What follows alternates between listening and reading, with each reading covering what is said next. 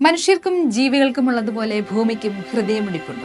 ഹൃദയമിടിപ്പില്ലെങ്കിലും മനുഷ്യർക്കുള്ളതുപോലെ നാം ജീവിക്കുന്ന ഭൂമിക്കും ഒരു സ്പന്ദനമുണ്ട്. കൃത്യമായ ഇടവേളകളിൽ അതങ്ങനെ താളത്തോടെ സ്പന്ദിച്ചുകൊണ്ടിരിക്കും. ഓരോ 26 സെക്കൻഡിലും ഭൂമി ഒരു പ്രകമ്പനം പുറപ്പെടുവിക്കും.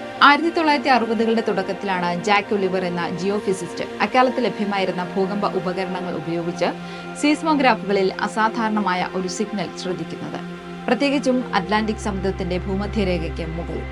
ചില സീസണുകളിൽ ഈ സിഗ്നൽ കൂടുതൽ ശക്തമാകുന്നതും ജാക്ക് ഒലിവർ ശ്രദ്ധിച്ചിരുന്നു. പക്ഷേ അക്കാലത്ത് ആധുനിക ഉപകരണങ്ങളൊന്നും ഇല്ലാത്തിരുന്നതുകൊണ്ട് തന്നെ ഇതേക്കുറിച്ച് കൂടുതൽ വിവരങ്ങൾ മനസ്സിലാക്കാൻ സാധിച്ചിരുന്നില്ല. അതുകൊണ്ട് തന്നെ ഭൂമിയുടെ ഹൃദയതാളം എന്നത് വർഷങ്ങളായി ഒരു അത്ഭുത പ്രതിഭാസമായും ജിജ്ഞാസ ഉണർത്തുന്ന ചോദ്യമായും ശാസ്ത്രജ്ഞരുടെ ഉള്ളിൽ അവശേഷിച്ചു. പിന്നീട് 2005 കൊളറാഡോ ബൗൾഡർ സർവകലാശാലയിലെ ഗവേഷകർ ഈ വിചിത്ര പ്രതിഭാസത്തെക്കുറിച്ച് പഠനം നടത്താൻ വീണ്ടും താൽപര്യം പ്രകടിപ്പിച്ചു.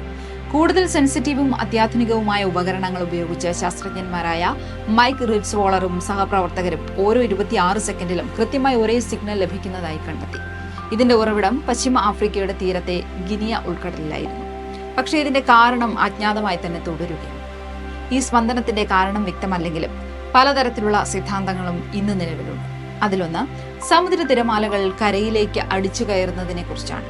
ചില ഗവേഷകർ പറയുന്നതനുസരിച്ച് തിരമാലകൾ കരയിൽ ഇടിച്ചു കയറുന്ന വൈബ്രേഷനുകളാണ് ഈ സ്പന്ദനങ്ങൾക്ക് കാരണമെന്ന്.